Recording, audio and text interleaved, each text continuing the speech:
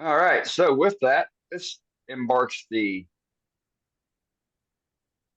end of the official meeting, and the after hours is now going to commence for those that want to stick around. So for those that want to dip out, go ahead and dip out. Don't feel guilty about not staying on. But this is where we kind of get to know each other and let our hair down. As you hear me joking about with the bald guys, I'm bald as well, for those that didn't know.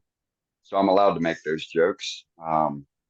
And then so, this is time, for also, for folks that might have been a little too bashful when there was 100 people on, or actually we had 108 on the night, too bashful to Good. ask during that time frame. Now's an opportunity to ask.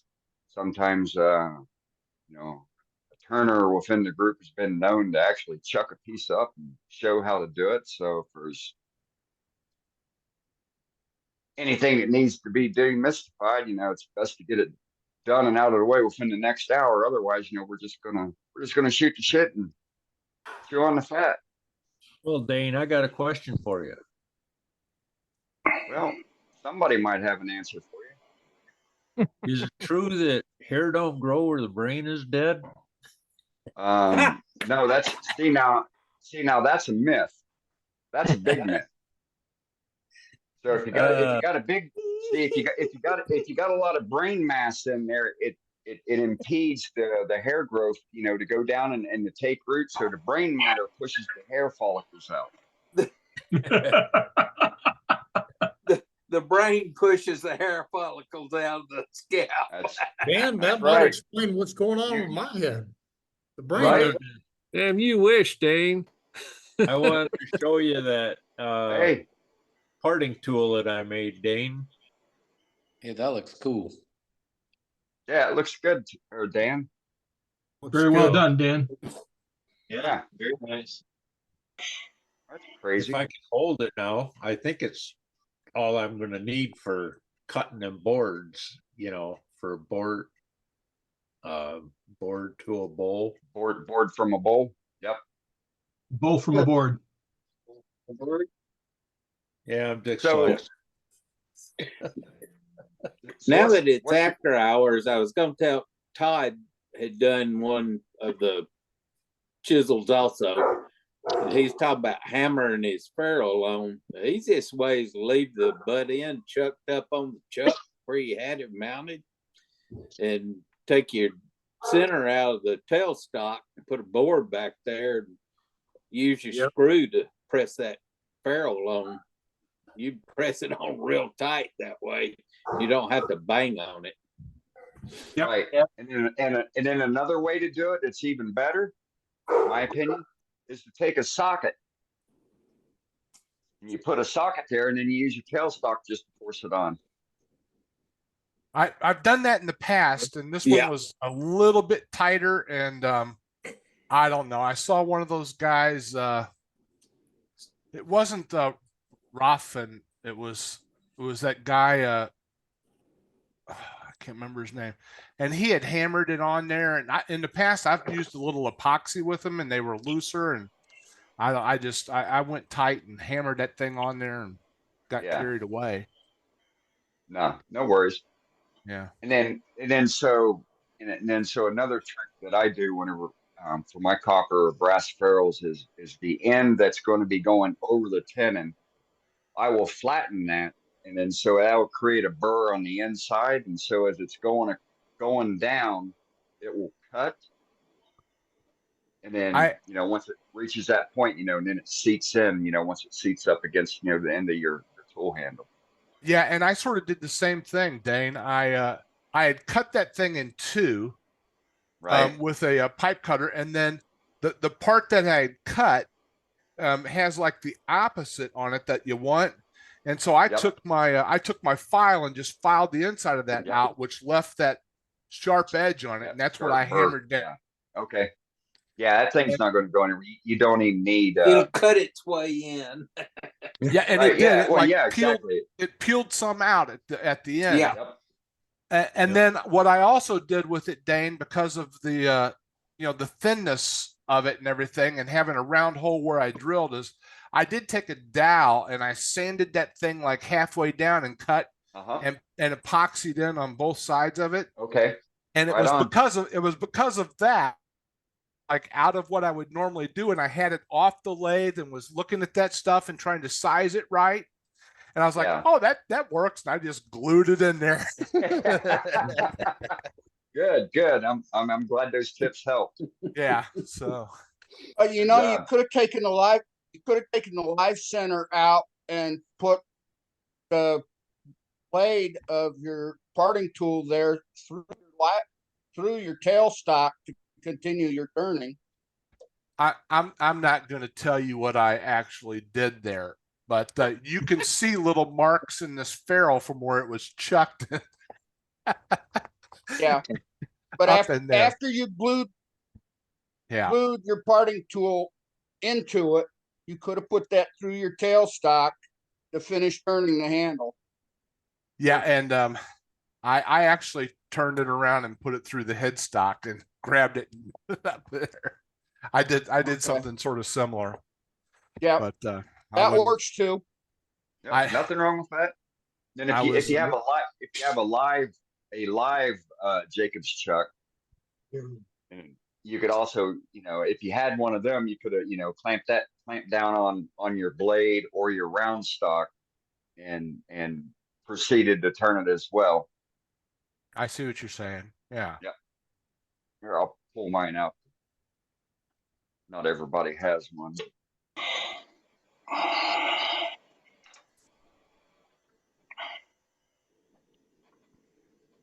Donald, you forgot to tell everybody to save the chat.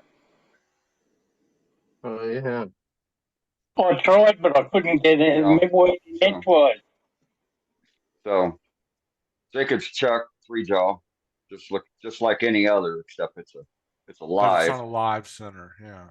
And then you could open it up, and then you can grab whatever it is that you want to hold on to, and that'll, you're holding it, and at the same time, it's spinning for you.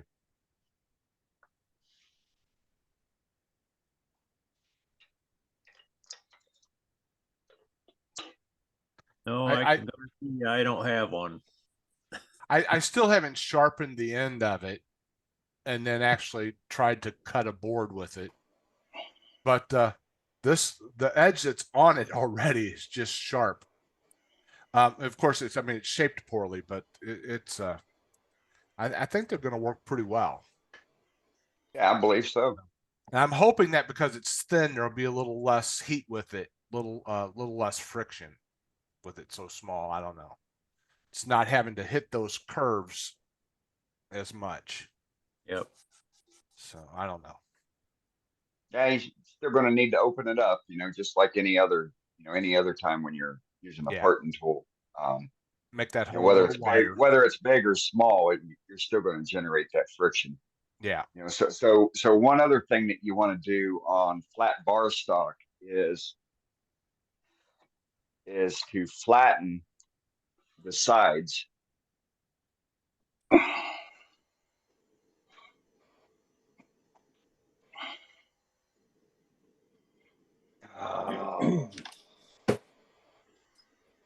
Do I have too many gouges and tools? Oh, I can't even see what I'm wanting to grab. But you want to Never flatten the have to sides. There we go.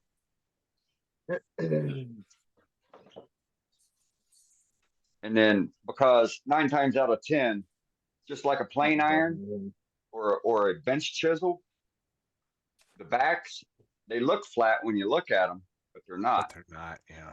And it's the same way with your flat parting tools.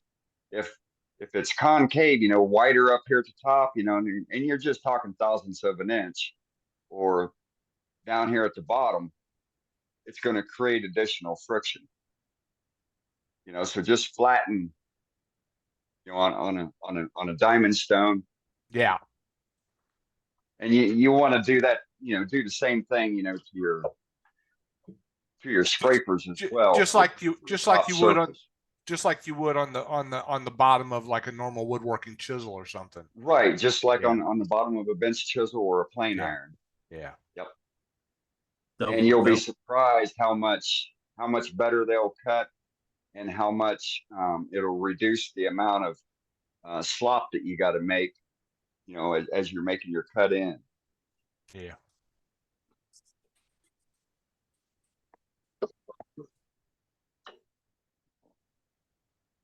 Ain't that right, Mr. Hampton?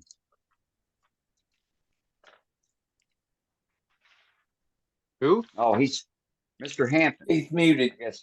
I guess Scott's still ignoring me. I'm here. That's right, and I'm No, awake. I'm talking to you, and you're ignoring me. I'm trying to do two things at once, which is very hard for me Well, to do. Now, come on, Scott. You're on the meeting here, and you're supposed to be focused. On what? You guys talking about being bald when I'm not? See, that was 20 minutes. That's 20 minutes ago. That was a conversation 20 minutes ago, and you Oh, still wasn't hung up it? It's on 10 that. minutes ago. For somebody that perceives themselves as having a full head of hair, you really hung up on this going bald stuff. Bald is beautiful. That's right. Bald is beautiful. Doug, how you doing tonight?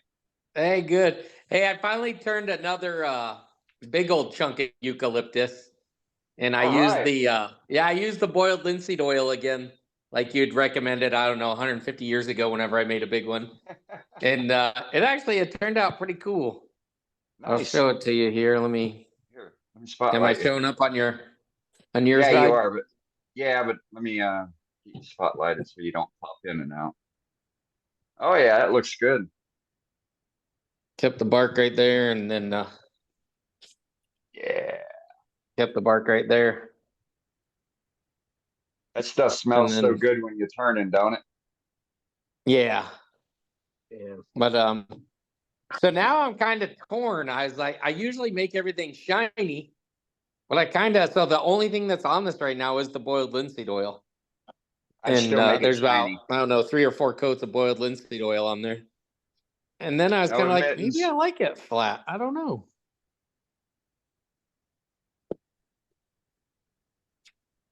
Well, it'll look good either way, but I'd make it shiny, Doug. I'd go You shiny. would make it shiny? Yeah, I mean, especially with it being the eucalyptus. I mean, that a shiny finish will just really pop that heartwood with the sapwood just so much. Yeah. Would you go over the bark It'll really spot that. or leave Yes. the bark flat? Yeah. Yeah. I could always rattle can lacquer it, I guess. Yeah. Because boiled linseed oil won't work like tongue oil, right? Like you can put 100 coats No. of boiled linseed oil on, but that's not going to shine, is it? No, No. it's just going to look the same. It just keeps soaking in or quits Right. and then just runs off, right? Quits. Yep. That's what I thought. I mean, it is super shiny when it's wet on there. Oh, I know, right? You're like, So man, imagine, that looks great. just imagine. For Oh, I 5 know. minutes. Just imagine. Smear some.